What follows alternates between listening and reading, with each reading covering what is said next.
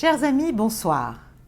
Nous sommes le 3 avril 2024. Vous êtes sur Paix et Guerre. Je vous retrouve avec joie, comme toujours. Aujourd'hui, je vais vous parler de la situation générale, à vrai dire, à la fois en ce qui concerne la Russie et l'Ukraine, le Moyen-Orient, mais aussi l'ambiance en France. Et je dirais que s'il y avait un point commun à trouver entre ces trois focus, ce serait l'idée d'un abcès qui purule à l'intérieur comme à l'extérieur. Alors, je vais commencer par l'extérieur, en bonne logique géopolitique, et revenir un tout petit peu sur l'attentat du Crocus que j'ai essayé d'analyser en fonction des informations alors disponibles la semaine dernière. La Russie a été claire, elle punira les commanditaires, comme évidemment les auteurs de l'attentat du Crocus, City Hall. Le false flag Daesh qu'ont voulu accréditer les Américains tout de suite après l'attentat, quasiment direct, a fait long feu. Vladimir Poutine n'est pas tombé dans le piège. Bien sûr, on a recruté des islamistes du Tadjikistan, etc. Mais enfin, c'était pour donner cette idée d'une origine extérieure, islamiste, contre la Russie. Donc le false flag Daesh a fait long feu. En revanche, l'Ukraine semble clairement impliquée, comme l'a dit sans embâche le directeur du FSB lui-même, qui n'est pas connu pour parler beaucoup, voire il est connu pour ne parler jamais. Donc, Vladimir Poutine, en ne tombant pas dans le piège de Daesh, ça lui a donné l'occasion de rappeler que la Russie est un pays qui cohabite, qui travaille avec l'islam, si bien sûr l'islam la respecte. Moscou a aussi demandé à Kiev de lui livrer les personnes impliquées, sur un mode assez formel finalement. Je pense que certains à Kiev doivent être très inquiets pour leur vie. À l'heure qu'il est, je pense notamment au chef du renseignement militaire ukrainien Kirill Boudanov. Il est clair que le ton a changé depuis cet attentat. On ne parle plus de guerre, on ne parle plus d'opération militaire spéciale, on parle de guerre. Donc la Russie reconnaît qu'elle est désormais en guerre. Mais ça n'est pas une guerre contre l'Ukraine et encore moins contre le peuple ukrainien. C'est une guerre contre l'OTAN qui se sert de l'Ukraine, mais ça n'est pas un scoop, je pense que tout le monde a bien compris quand même maintenant, qui se sert de l'Ukraine pour menacer la Russie en tant qu'État, en tant que nation, c'est-à-dire, du point de vue russe, menacer son existence même, une menace existentielle. Et à ce titre-là, beaucoup de choses sont permises pour sauver l'État et la nation russe, du point de vue de Moscou. Je voudrais aussi revenir sur un point qui me paraît important et qu'on n'aborde pas du tout en Occident, parce qu'évidemment, si on ose l'aborder, on est traité de poutinolâtre, de russophile, de je ne sais quoi. Mais je pense qu'il faut quand même en parler 2 minutes. Je pense qu'il faut comprendre l'aspect civilisationnel de ce conflit. Civilisationnel au sens sociologique en fait, et au sens aussi bien sûr de la forme des relations internationales aujourd'hui.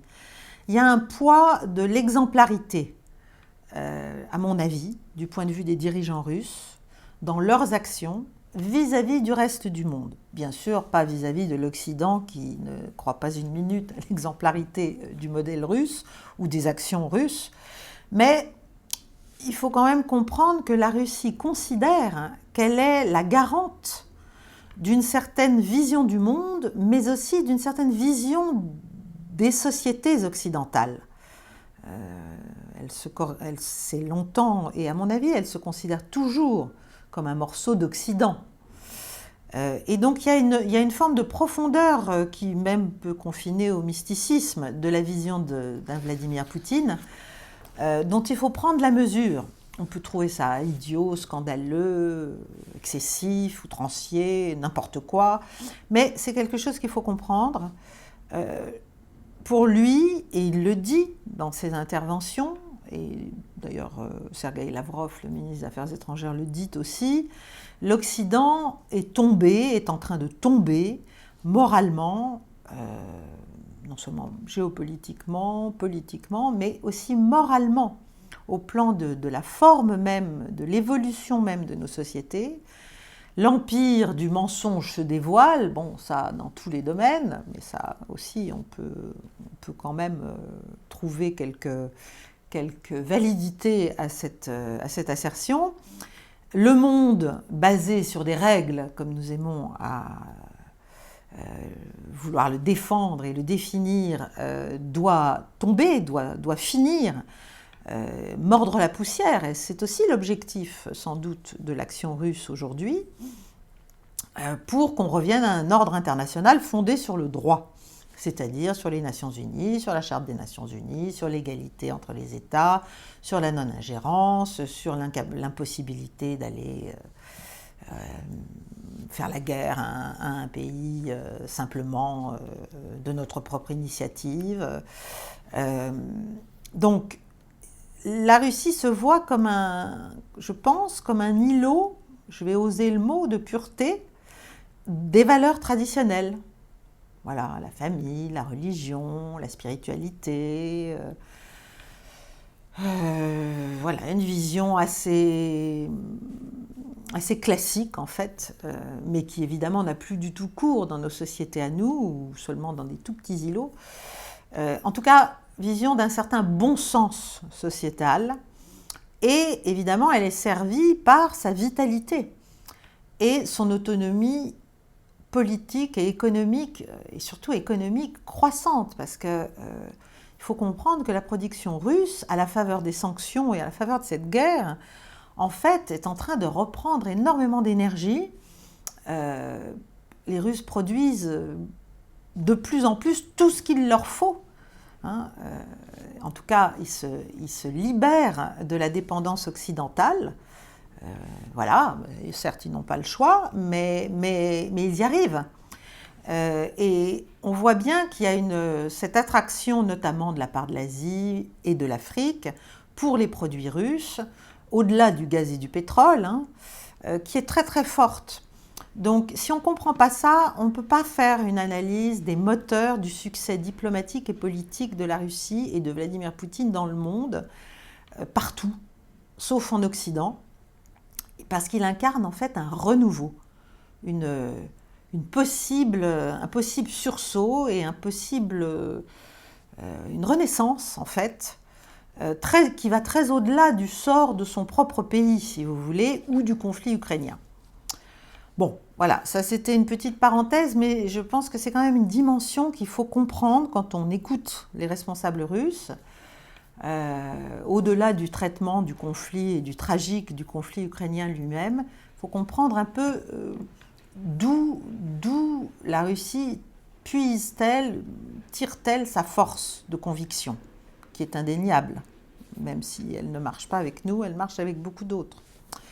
Alors, pour revenir au théâtre militaire, sur le théâtre ukrainien, les attaques russes se sont intensifiées depuis l'attentat, mais c'était déjà le cas en amont, sur les centres de pouvoir militaires, logistiques, sur les infrastructures, bien sûr, sur l'énergie. Il y a des villes qui sont privées maintenant d'électricité, entre le tiers et la moitié de leur potentiel d'électricité a disparu. Tout ça se poursuit à un rythme assez tendu. Je pense que, il y a plusieurs axes d'avancée actuels. Je pense que l'axe de Kharkov, que je vois depuis longtemps se profiler, se confirme. C'est vraiment, je pense que Kharkov est dans la ligne de mire. L'Ukraine, elle est dans une situation toujours aussi désespérée au plan militaire. Nous, Français, nous continuons à jouer les avant-gardes du sabre de l'OTAN, si on peut l'appeler ainsi, même si je pense que, et les Américains le savent bien, l'OTAN n'est pas prête à entrer en guerre contre la Russie. Mais notre fuite en avant dans l'escalade est une impasse. Et d'ailleurs, Vladimir Poutine, on peut le remarquer, ne fait pas du tout ce que l'on espère, même avec cet attentat. Ce qu'ont pu espérer les Ukrainiens. C'est-à-dire c'est pas un impulsif, quoi. Voilà. Donc il poursuit ses objectifs militaires, méthodiques, sans se laisser dicter le rythme, en fait, par les événements extérieurs. Mais il en tient compte. Et on voit bien qu'il y a une préparation pour une avancée peut-être décisive, quand, ça reste à voir, je ne peux pas le savoir. Ce ne sera pas forcément une offensive au sens où nous l'entendons, nous, mais ça c'est l'erreur qu'on fait depuis le début. On s'imagine que les Russes devraient faire la guerre comme nous la faisons, et s'ils ne la font pas comme ça, c'est qu'ils la perdent. Bon, c'est manifestement, nous sommes démentis par les faits. Voilà, ça aussi, il faudrait le comprendre. Il faut, pour revenir une dernière fois sur cet attentat, il faut comprendre que je pense que la Maison-Blanche, du côté américain, est assez prudente face à, comme je vous l'ai expliqué la semaine dernière, une autre partie de l'establishment américain, et notamment de l'État profond américain, autour de l'ancienne équipe que dirigeait Victoria Nuland. Il se dit même, et ça, comment savoir, que comme elle est venue à Kiev finalement quelques jours au tout début du mois de mars, dans les tout premiers jours de mars, peut-être qu'à ce moment-là, elle aurait donné un feu vert ou un blanc-seing tacite peut-être aux projets ukrainiens. Je ne sais pas, je n'en sais rien, mais ce n'est pas totalement improbable. Et puis, la Maison-Blanche est aussi dans une situation compliquée, non seulement parce qu'elle n'arrive pas, bien sûr, à faire voter les fameux milliards qui devaient continuer à nourrir le système militaro-industriel américain et aider l'Ukraine, mais parce que la famille Biden, tout de même, est impliquée, et tout le monde le sait, bien au-delà de l'Ukraine elle-même ou même des États-Unis, dans des affaires de corruption lourdes et anciennes vis-à-vis de l'Ukraine, et que, évidemment, le rapport de force entre le pouvoir de Kiev actuel et l'équipe Biden est un peu, comment dirais-je, est marqué par ces affaires, c'est-à-dire qu'en gros, je pense que quand même, la partie ukrainienne a un certain nombre d'éléments qui pourraient faire très mal à Joe Biden dans le cadre de l'élection présidentielle.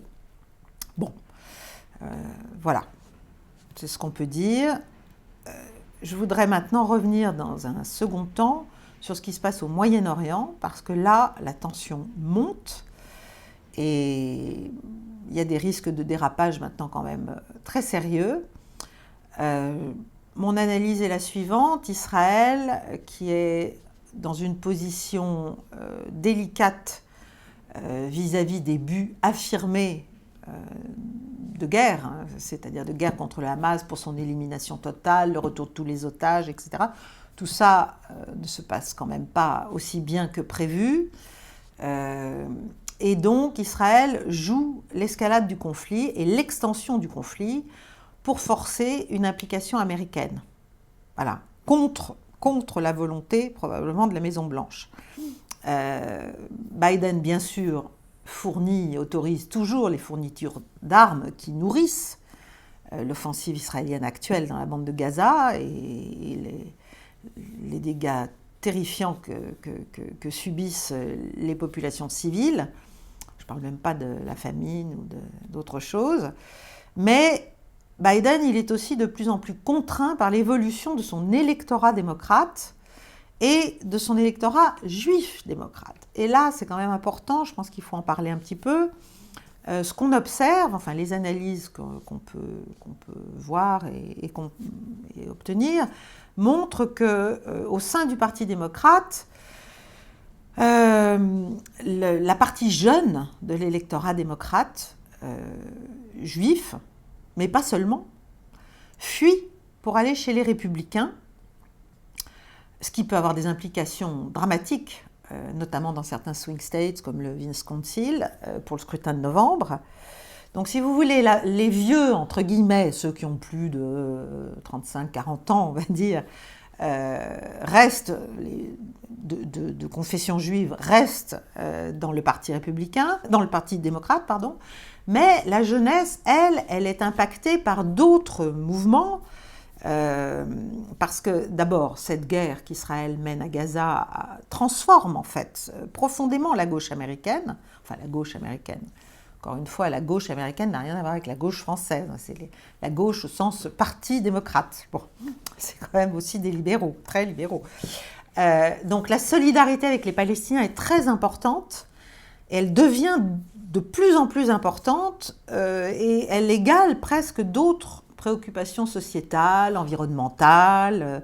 Il y a une évolution woke, en fait, du parti démocrate américain, qui vient se mêler avec cette condamnation de ce qui se passe à Gaza et de ce que fait Israël à Gaza, et donc un certain désamour dans les partis jeunes de l'électorat juif, américain, désamour vis-à-vis à la fois du Parti démocrate et bien sûr du régime actuel en Israël. C'est compliqué en fait d'être à la fois progressiste et sioniste en ce moment. Voilà, pour le dire simplement. Donc Biden et le Parti démocrate doivent tenir compte dans la définition de leur narratif, du discours mainstream, de ces évolutions pour des raisons électorales immédiates. Donc, on a la situation suivante, si vous voulez. En Israël, l'électorat s'est, lui, déplacé vers la droite depuis déjà longtemps, mais de plus en plus, à la faveur de ce qui s'est passé le 7 octobre et de ce qu'a décidé de faire le pouvoir, le gouvernement de Benjamin Netanyahou en représailles. Donc en Israël, si vous voulez, l'électorat se déplace vers la droite, et en parallèle, aux États-Unis, l'électorat juif jeune est opposé à un soutien militaire continu des Américains vis-à-vis d'Israël. Il y a eu un sondage en novembre 23 disant que 49% des jeunes entre 24 ou 25 ans et 35 ans étaient contre la poursuite de ce soutien militaire. Et puis, une autre frange, donc cet électorat plus âgé, qui est engagé dans le sionisme depuis longtemps, qui est à la tête de beaucoup d'institutions, et qui, eux, voient aussi quand même, malgré tout, que le Parti démocrate évolue dans sa globalité contre eux, et eux, ils se déplacent de plus en plus vers le Parti républicain. Alors, ça s'est vu, si vous voulez, c'est un peu... Biden, face à ça, et ses équipes essaient un peu de réconcilier la carpe et le lapin, ce qui n'est pas simple. Et ça s'est vu dans le projet de résolution américaine de la semaine dernière, où résolution non contraignante, mais qu'il y ait la libération des otages à un cessez-le-feu. Les États-Unis ne la voulaient pas contraignante et ne l'ont pas proposée comme telle. Or, elle l'était de fait. Donc Biden est très mal en point, ils se sont abstenus. Voilà, le centre de gravité du Parti démocrate américain est il est mouvant et personne n'est finalement content. Alors du côté israélien, évidemment, Benjamin Netanyahou, qui a compris tout ça, qui a compris toutes ces évolutions parce qu'il les sent bien et depuis longtemps, il est connu pour son flair politique, il a compris ça depuis des années. Et il a orienté depuis des années, d'ailleurs, depuis presque 10 ans, le Likoud vers les évangélistes américains et donc petit à petit vers le Parti républicain. En fait, son idée, c'est un peu que les évangélistes remplacent dans le soutien à Israël les juifs américains démocrates. C'est un peu ça le calcul et ça se produit partiellement. Donc ça, c'est l'évolution jouée par Netanyahou. Et militairement, évidemment, ça se traduit par, et politiquement d'ailleurs, par une posture très très combative vis-à-vis de Biden. C'est-à-dire Biden est un peu responsable de tous les maux désormais. Si on n'arrive à rien avec le Hamas au Qatar, dans les négociations ou en Égypte, c'est à cause de Biden, tout est à cause de Biden. Et d'ailleurs, Israël a rappelé ses négociateurs. Je pense qu'ils ont mal estimé aussi, comme les Américains, la réalité des revendications du Hamas. Mais ça se traduit concrètement, au plan militaire, par une montée en tension, en pression guerrière, et ça vient de se voir très directement avec les frappes qui ont été menées lundi sur Damas. Bon, vous me direz, je crois que c'est le 5e ou 6e depuis 8 jours, mais qui ont eu je vais revenir dessus, qui ont eu des effets et qui peuvent déclencher quelque chose de gravissime. Voilà, donc si vous voulez, pour en finir avec l'analyse politique de ce qui se passe en Israël et avec les États-Unis, en gros, Biden voudrait bien que Benjamin Netanyahou parte. Alors, pour qui à sa place? Pourquoi à sa place? Est-ce que ça changerait le fond du sujet? Je n'en suis pas certaine du tout. Je pense que les propositions américaines ressorties sur les 2 États, etc., sont de moins en moins viables concrètement, compte tenu de cette évolution politique interne d'Israël. Et donc, il y a un problème de fond, si vous voulez. Benjamin Netanyahou, lui, il joue la confrontation, comme il l'a d'ailleurs joué avec Obama avant Biden, comme il l'a joué même avec Clinton à l'époque. Quand les choses vont mal pour Israël à l'intérieur, on rebalance la faute vers le soutien américain qui est soit insuffisant, soit mal inspiré, etc.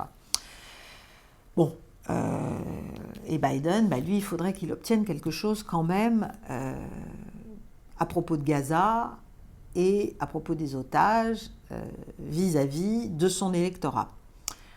Mais le problème, c'est que l'extrémisme l'a emporté dans tous les camps et dévaste tout sur son passage. Donc, le Hamas, lui, il est en difficulté militairement, manifestement. La population est complètement cornérisée vers le sud désormais. D'ailleurs, le leader du Hamas s'est excusé hier, je crois, auprès de la population de Gaza pour les souffrances infligées, alors à l'occasion de la lutte contre Israël, bien sûr, parce qu'il a compris qu'il risque d'être affaibli, en fait, par l'ampleur des pertes humaines et du désastre humanitaire qui est en train de se produire à Gaza. Donc, ça, c'est du côté du Hamas qui joue quand même, je vais vous dire comment il joue ses cartes. Du côté israélien, il y a des succès, mais qui ne sont pas à la mesure, encore une fois, des objectifs de guerre affichés. Et donc, de toute façon, même si Israël l'emportait à Gaza, encore faut-il savoir ce que ça voudrait dire, de toute manière, ce sera une victoire à la Pyrrhus, parce que le discrédit moral et politique est très très lourd et croissant, donc peut-être que, et même certainement, le pouvoir israélien s'en moque, mais en revanche, dans le monde, ça change. La position vis-à-vis d'Israël change. Donc, voilà, il y a une impasse, en fait, des deux côtés. Et du côté du Hamas, clairement, d'abord, le Hezbollah ne veut pas manifestement se laisser entraîner complètement dans la danse.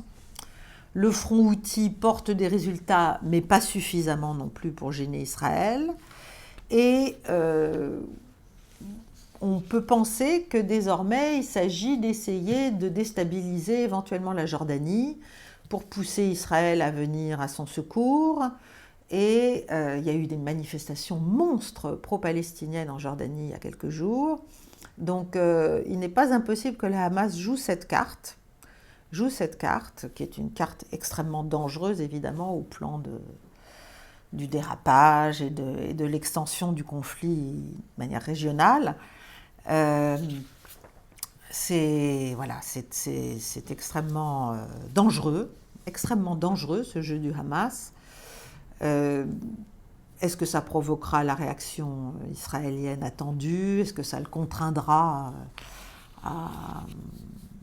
Est-ce que ça contraindra Benjamin Netanyahou à essayer de restabiliser un peu le front jordanien et donc de s'affaiblir sur le front Gaza? C'est un pari, je n'en sais rien. Ce qui est certain, c'est que du côté d'Israël, le calcul est donc à la fois de pousser Biden d'une manière ou d'une autre à continuer à fournir des armes et d'élargir le conflit. Et comment ça se passe? Là, ça devient vraiment, je trouve, extrêmement dangereux. Donc il y a eu cette frappe lundi où Tsahal a frappé avec des missiles emportés par des F-35, par un F-35, par plusieurs F-35, pardon, des missiles sur le consulat, qui est aussi la résidence de l'ambassadeur d'Iran à Damas.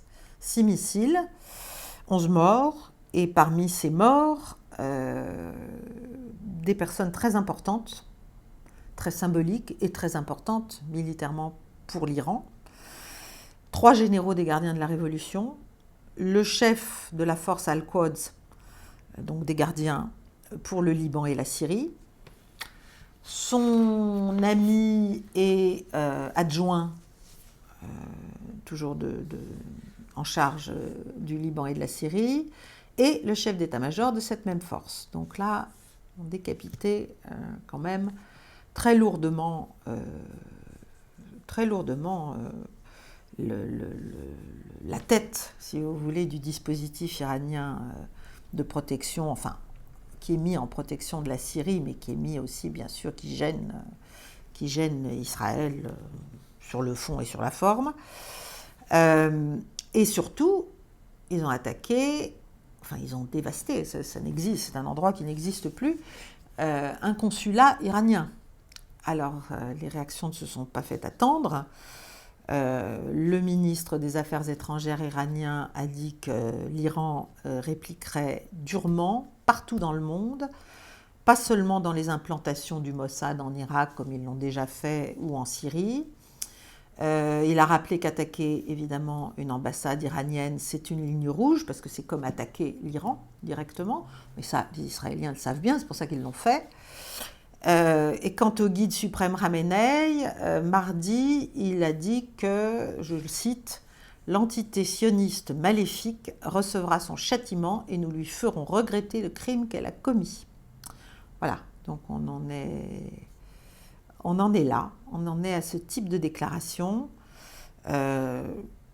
L'Iran se réserve clairement le droit, et le dit, de réponse directe à Israël et pas comme avant. Donc l'inquiétude, c'est évidemment qu'on change d'ampleur et éventuellement de nature du conflit qui pour l'instant reste, entre guillemets, au-delà de Gaza, mais à l'échelle régionale, assez contenu malgré tout.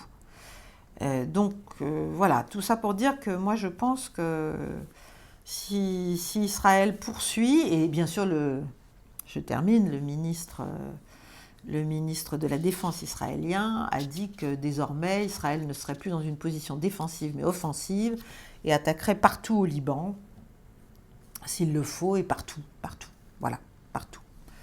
Donc l'ennemi est clair pour chacun et il faut espérer que les grandes puissances régionales et même globales arrivent à faire pression d'une manière ou d'une autre, à la fois sur l'Iran et sur Israël, pour qu'on ne parte pas dans quelque chose qui deviendrait incontrôlable. Voilà, mais on peut comprendre que ça corresponde à certaines stratégies, à la fois d'Israël et de l'Iran aussi d'ailleurs. Troisième point de mon intervention ce soir, c'est ce qui se passe en France, parce que je suis quand même frappée quand on voit la gravité des mouvements mondiaux, des évolutions mondiales, de la tension de plus en plus forte et directe, enfin palpable, entre les États, à travers les déclarations, à travers les actions, à travers certain nombre de décisions prises en Occident, et notamment en France, je suis frappée de voir combien le climat dans notre pays est en train aussi de changer. On sent une exaspération, on sent une angoisse bien sûr, mais on sent une exaspération, une saturation de la capacité à temporiser ces frustrations notamment. Et surtout, on sent une déconnexion de plus en plus flagrante et probablement délibérée entre la montée des périls internationaux, qui devraient exiger du sang-froid, de la mesure, du calme, etc., la montée des périls économiques et financiers, avec quand même des annonces très inquiétantes sur l'état de nos finances, et la totale vanité des préoccupations nationales. Alors on se dit, soit nos autorités essaient de faire diversion, soit c'est vraiment ne même pas voir ce qui se passe et ce qu'on devrait faire. Donc, si vous voulez, j'ai été frappée par deux choses que vous avez sans doute vues, vous aussi. On en est à se préoccuper à l'Assemblée nationale de faire passer un texte sur les discriminations capillaires. Voilà, c'est-à-dire que vous êtes chauve, vous avez une coiffure afro, vous avez des dreadlocks, vous avez... Alors ça, c'est fondamental, il est urgent absolument, peut-être même qu'on va le mettre dans la Constitution aussi, on ne sait jamais, il est urgent absolument de légiférer là-dessus. Et puis alors la deuxième chose qui est beaucoup plus insidieuse et retorse, c'est qu'il s'est trouvé un député MoDem bien inspiré pour déposer une proposition d'amendement à la Constitution visant à modifier le mode d'élection du président de la République française et à le faire passer d'un mode par suffrage universel à un mode par suffrage, par collège de grands électeurs, suffrage indirect. Voilà, suffrage indirect. Donc c'est une énormité, c'est un scandale, évidemment. C'est une façon de contourner ce qu'il reste à peu près de possibilités d'expression de sa souveraineté au peuple français. Je ne vais pas faire de politique, je trouve ça complètement fou. Ou alors c'est un coup de sonde, comme on dit, c'est-à-dire pour voir. Bon, il a été rejeté, évidemment, Dieu merci. Mais à quoi ça sert tout ça? Voilà. Est-ce que c'est de la diversion? Est-ce que c'est de l'inconscience? Est-ce que c'est de la provocation intentionnelle? Est-ce que c'est juste la démonstration d'un mépris croissant des Français, de leurs intérêts, de ce à quoi ils tiennent, de leur avis, de leurs besoins? On a vu ce qui s'était passé sur l'Ukraine, je l'ai analysé aussi. Bref, on a le sentiment effectivement d'une sorte d'abcès qui ne dit pas encore son nom, mais qui est un abcès démocratique, en fait, une douleur démocratique, une douleur de la France à sa démocratie, si vous voulez, qui grossit et qui peut aussi éclater à un moment ou à un autre. Alors comment provoquer un assainissement? Si vous voulez, la France est un peu comme me semble, moi, comme une sorte d'épiderme souffrant de chair trop maltraitée, vraiment trop maltraitée, et qui n'arrive pas à redevenir saine, à retrouver des modes de réflexion, de compréhension, on est dans une fuite en avant aussi intérieure qui me semble très, très, très dangereuse pour l'équilibre de notre pays, pour l'équilibre institutionnel aussi d'ailleurs. Il va falloir en tout cas en finir avec cet abcès, parce que sinon, c'est quoi? Qu'est-ce qui nous attend? Pour moi, c'est l'effondrement, bien sûr, l'effondrement économique, financier, social. Et là, on a quand même tous les jours des exemples de choses qui fonctionnent vraiment plus du tout. Et ce ne sont pas les cautères sur les jambes de bois qui vont permettre de réparer tout ça. Et puis c'est un déclassement irrattrapable, qui sera irrattrapable à un moment donné, et un espèce d'engloutissement consenti dans l'insignifiance totale. Alors pour moi, évidemment, comme j'ai toujours le regard porté vers ce qui se passe ailleurs dans le monde,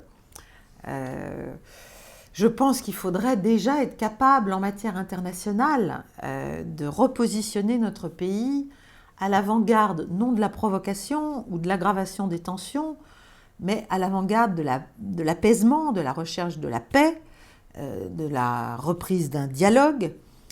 Je pense et je redis encore ici, et ce n'est pas la dernière fois que vous m'entendrez le dire, que c'est notre vocation et c'est notre intérêt le plus strict, le plus évident. Je sais que tout le monde essaie de s'accaparer la figure du général de Gaulle pour revêtir l'aube de sa grandeur à peu de frais, en travestissant généralement l'esprit et la lettre de sa pensée. Mais je voudrais revenir sur une phrase, puisque quand même ce qui nous préoccupe aujourd'hui, nous Français, c'est l'implication croissante de notre pays dans ce conflit russo-ukrainien, pour de mauvaises raisons à mon avis. C'est qu'il faut se souvenir quand même de ce qu'a dit le général de Gaulle en 1966. Hein, et là, ce n'était pas Vladimir Poutine, là, on sortait du stalinisme, on sortait de bien d'autres choses.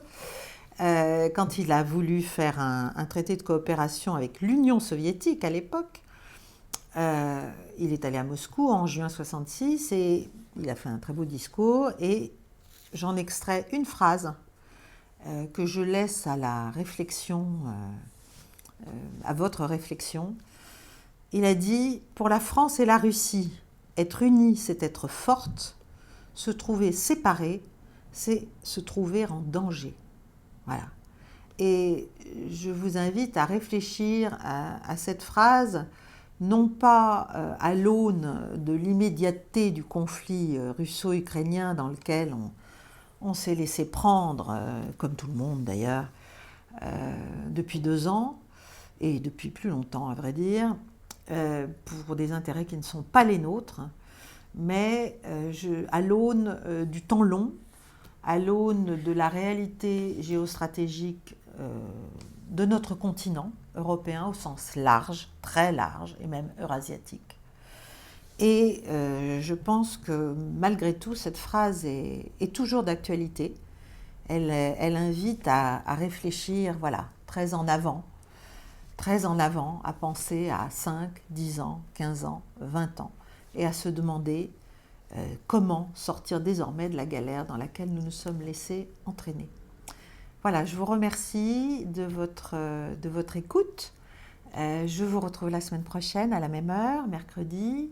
Je vous invite à liker, à partager, à nous soutenir via Tipeee si vous le souhaitez, si vous jugez cette chaîne utile. Et je ne sais pas encore de quoi je parlerai la semaine prochaine. J'ai toujours d'autres idées, mais l'actualité est tellement forte qu'il est difficile parfois de revenir à des choses plus thématiques. Mais je le ferai néanmoins. Voilà, je vous remercie et je vous souhaite une belle soirée. Au revoir.